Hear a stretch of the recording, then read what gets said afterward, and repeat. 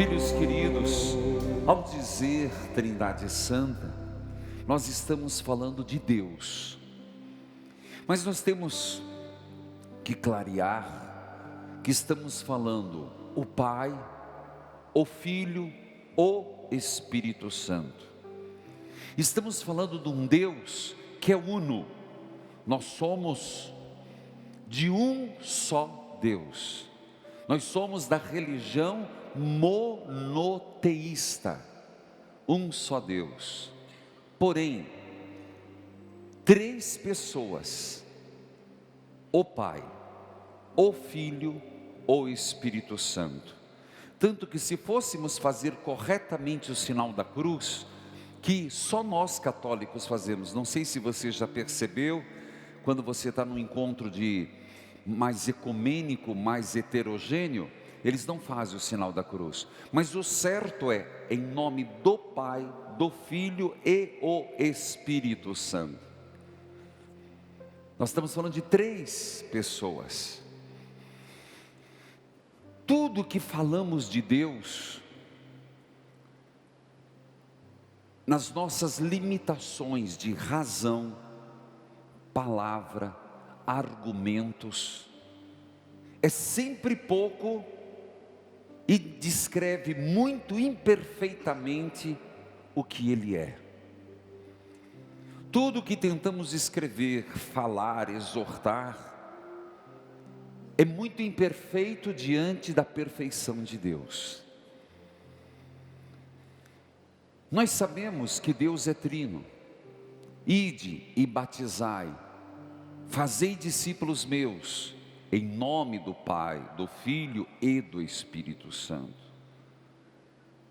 E na própria evolução da história da salvação, Deus se manifesta dessa forma. Quando eu falo, toda vez que eu usar a palavra Deus, Trindade. Toda vez que nós falamos Deus, Trindade.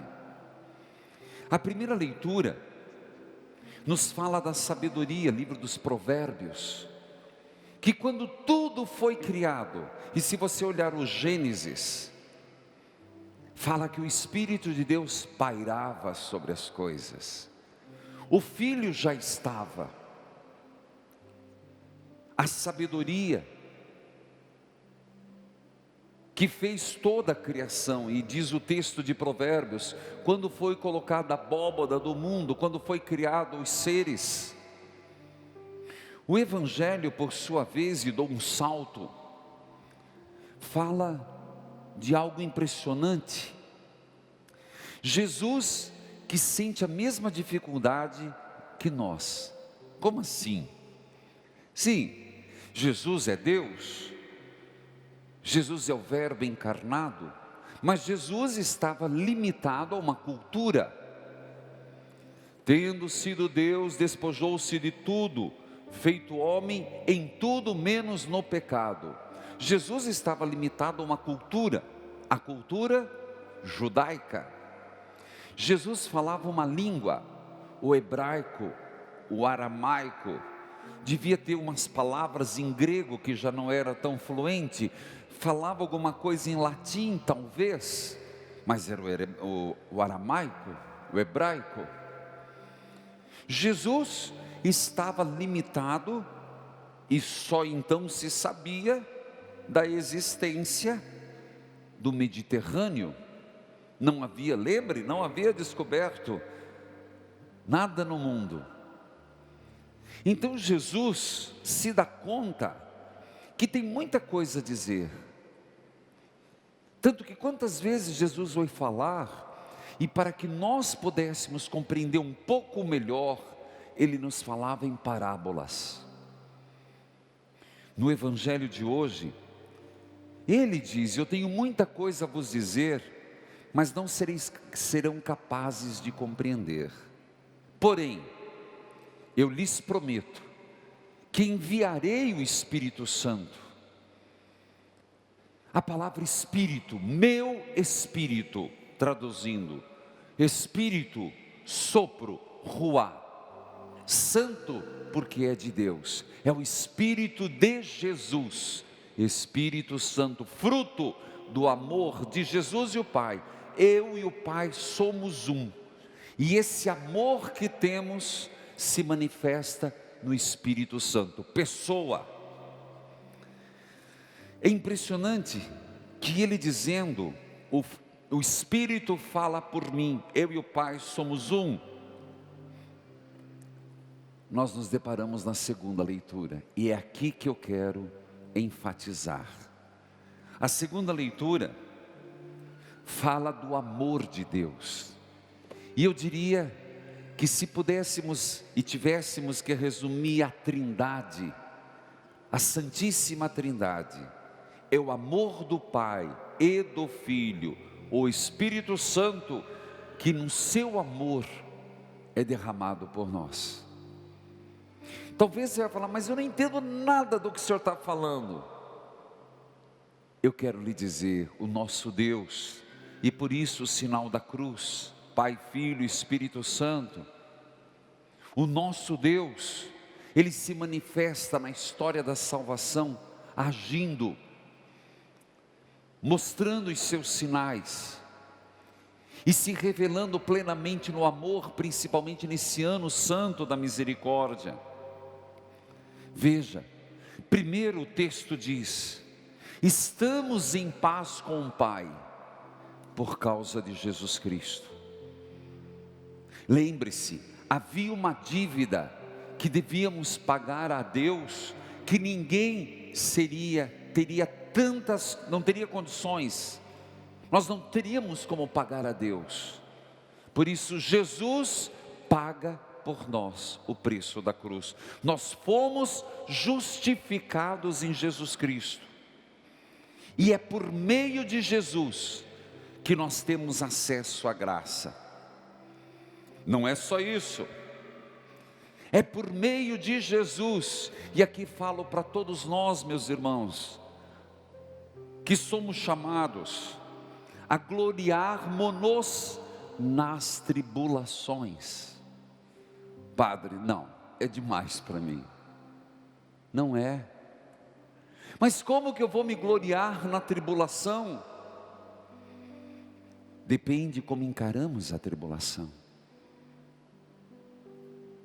Depende como vivenciamos a tribulação. Jesus, o justo, fez da tribulação nossa justificação. Tribulações tem. A tribulação gera constância. Constância leva a uma virtude provada. A virtude provada leva à esperança. E a esperança não decepciona. Também lembrando Santa Rita de Cássia, vê se não é isso o amor de Deus. É o amor de Deus, não tem outra palavra. Ninguém persevera na fé em meio à tribulação se não for ação do amor de Deus. Falando da Santíssima Trindade, mas essa mulher casou com um homem violento, dado à violência, tanto que foi assassinado, fruto das suas brigas. Essa mulher teve filhos, mas o marido era tinhoso. Diz que ele batia nela, mas era uma mulher, e hoje não se justifica, levantou a mão, põe na cadeia. Hoje não é inadmissível. Tem que pôr mesmo. Ninguém merece apanhar do outro, ainda mais quando é violência dentro de casa. Mas essa mulher suportou, conseguiu reverter o marido. Ele foi assassinado porque quando ele era perdido, ele fez muitas inimizades. Deus perdoa, mas o pecado sempre traz consequência. Não é assim. Deus perdoa, mas uma vez você pega AIDS, HIV, Deus perdoa sim, mas se você matou alguém, e aí? Deus perdoa o mal que você fez, mas e a vida que você tirou? Não diz nada? Sim, Deus perdoa, mas a palavra que você difamou o outro, o ecoar da maldade, não tem reparação? A proposta foi no amor, e Santa Rita de Cássia, no amor, converteu o marido. Foi assassinado depois pelas brigas que tinha antes. Mas o amor de Santa Rita de Cássia, esse amor derramado, chegou ela a dizer: Deus, se for para meus filhos vingarem o pai, que é o que eles queriam, e perdê-los na morte eterna, leve-os antes. Me diga, seria uma mãe irresponsável? Não. É o verdadeiro sentido da maternidade, deveria ser da paternidade. Quem um dia gerou para a vida, gerar para a graça. Essa é a meta última. E o que é que nos leva a isso? Acreditando nesse amor de Deus, nessa Trindade Santa, nesse Deus que cria, nesse Jesus que justifica, e nesse Espírito Santo que continua pairando, não sobre a primeira criação, mas sobre a igreja, essa nova criação, tentando remodelar, tentando fazer nova todas as coisas. É isso que a gente tem que acreditar, que a obra de Deus não terminou, que a ação da Trindade é dinâmica e constante. O nosso Deus não é um Deus estático, Ele é imutável, mas Ele não é estático. O nosso Deus é imutável na sua essência, mas Ele é dinâmico no amor. Ele é dinâmico na justificação, Ele é dinâmico na santificação. É por isso que a gente reza, é por isso que a gente vem pedir: Deus, faz um milagre na minha vida. Deus, como fizeste na vida de Santa Rita de Cássia, a santa das causas impossíveis, me ajude a passar pela tribulação, e que a tribulação me faça uma pessoa constante. Gente, não é assim, na primeira dificuldade se desiste. Olha para Jesus, a pessoa da Trindade.